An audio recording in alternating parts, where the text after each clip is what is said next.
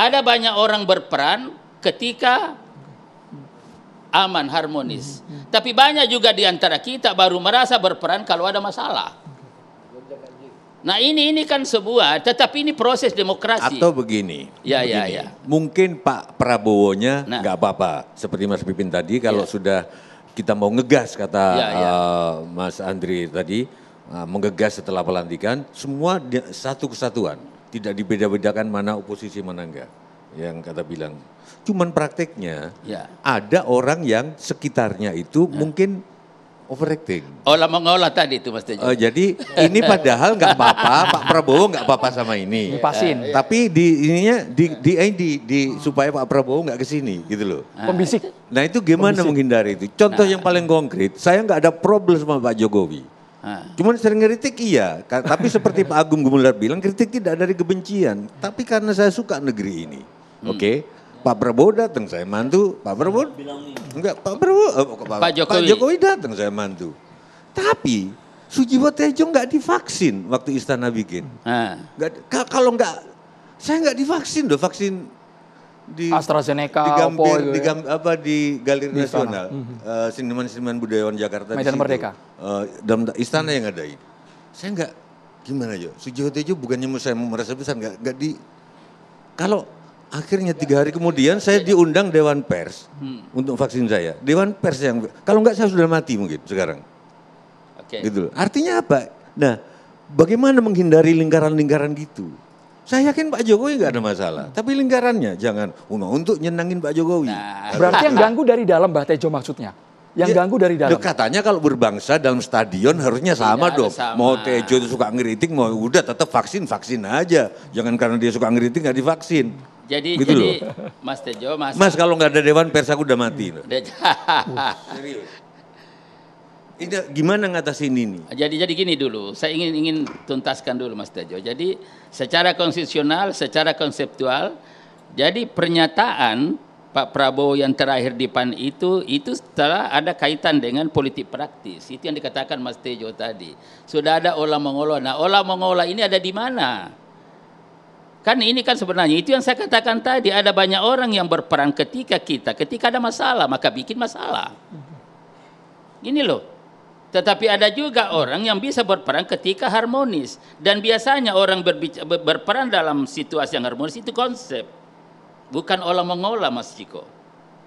Nah, saya kira memang ini perlu ditingkatkan. Jadi kita kembali kepada ajakan Pak Prabowo bahwa politik gagasan, mengedepankan konsep siapapun. Nah, bagian daripada perdebatan konseptual itu ada sikap kritis. Olah mengolahnya di timing yang tidak tepat tapi Bang Idrus Marham sepertinya. Tapi kan begini, kan ini kan sudah dilakukan tahapan-tahapan yang ada Mas Andro. Mulai dari bicara tentang konstitusi, bicara tentang bagaimana azas sistem ketatanegaraan kita, itu sudah bicara bahwa mengingatkan ke kita bahwa ini kita beda. Ini sistem ada asas kekeluargaan, kegotong royongan, semangat kebersamaan, kekitaan. Kita satu. Nah, supaya untuk merawat ini tidak bisa begitu saja, harus ada politik gagasan. Mari kita adu konsep, mari gagasan sesuai dengan peran kita masing-masing. Politik gagasan. Kan ini kan sebenarnya yang kita, itulah yang dikatakan tadi Mas Tejo, bahwa mengganggu beda dengan mengingatkan. Nah, ingin supaya ini mesti mengingatkan. Kang Pipin silakan. Apa mengingatkan? Menggunakan konsep sebagai instrumen. Itu yang kita belum selesai. Saya itu khawatir dosa kalau membatasi Abang kalau bicara. Jadi saya setuju. Kalau hanya sekedar mengingatkan ya, yang kita khawatirkan memang beda. Yang berbicara pengamat dan yang berbicara adalah seorang presiden. Tentu kita akan menakar. Karena seorang presiden itu dia punya otoritatif. Dia punya anggaran, dia punya aparat, dia juga punya penegak hukum, dan dia juga punya senjata, angkatan dan sebagainya. Sehingga kata tapi jangan mengganggu di situ, tentu liarnya adalah kalau mengganggu apa yang akan dilakukan. Nah itu.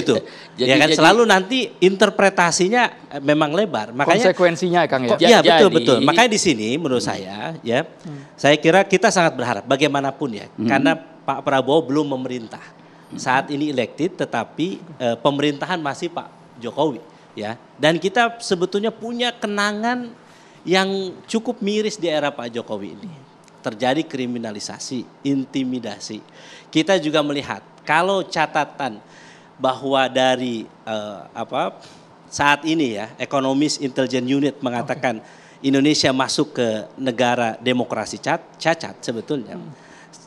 Dalam konsep politik, demokrasi yang cacat itu pemilunya baik, bersih, jurdil, tetapi kemudian ada intervensi terhadap kalangan tertentu termasuk terhadap sipil.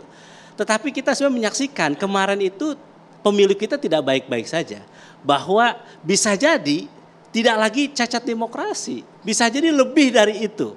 Ya, lebih worse dari itu, lebih buruk dari sekedar cacat demokrasi. Nah tentu rakyat punya harapan kepada presiden terpilih nanti bahwa kita berharap demokrasi kita baik, ekonomi kita baik, lapangan kerja kita baik, tanpa tadi mengekang ekspresi publik, tanpa dengan cara mengancam satu dengan yang lainnya. Nah, itulah sebabnya sekali lagi saya katakan bahwa lihatlah alur dan konstruksi berpikir Pak Prabowo jangan dilihat pada terakhir di PAN itu. Tapi Pak Prabowo sudah mengingatkan konstitusi kita begini nih warnanya nih. Sistem ketatanegaraan, sistem politik kita begini dan harus asasnya ini mengingatkan itu. Lalu bicara tentang bagaimana praktek ya posisi-posisi politik dan peran yang oposisi dan juga perilaku elit-elit yang ada, baik elit politik maupun elit-elit lain, ya itu juga memang di dalam perspektif politik praktis itu banyak menyimpang dari apa yang dikonstruksikan oleh Pak Prabowo. Karena itu ingin kita kaitkan. Lalu dikatakan tadi bahwa memang ada cacat demokrasi. Nah itulah di MK. Elit dari awal mana? Nah, misalnya contoh, ya, Bang Idrus, kami 10 tahun di luar pemerintahan. Ya, kami kritis, konstruktif. Ya, di luar pemerintahan. Tidak melakukan sesuatu yang dianggap mungkin mensabotase sebuah kebijakan. Contoh, kami menolak Undang-Undang Cipta Kerja. Kami menolak pemindahan ibu kota negara.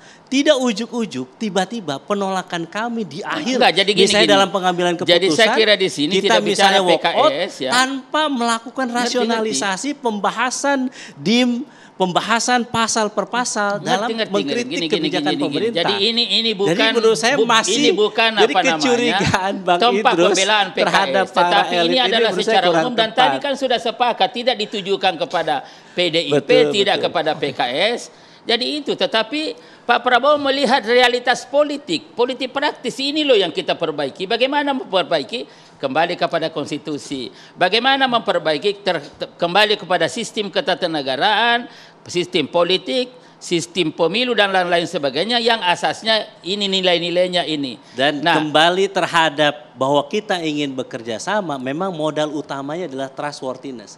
Kita harus saling percaya bahwa di antara kita, kalaupun kita berada di luar atau dalam pemerintahan, maka kita harus memberikan kepada orang itu kepercayaan bahwa kita sama-sama membangun bangsa. Bang Ciko, jadi bukan mengganggu satu dengan yang lainnya. Setelah ini, Bang Ciko. Ya karena itu Bang Idrus, karena itu kita harus jeda dulu hanya di Catatan Demokrasi.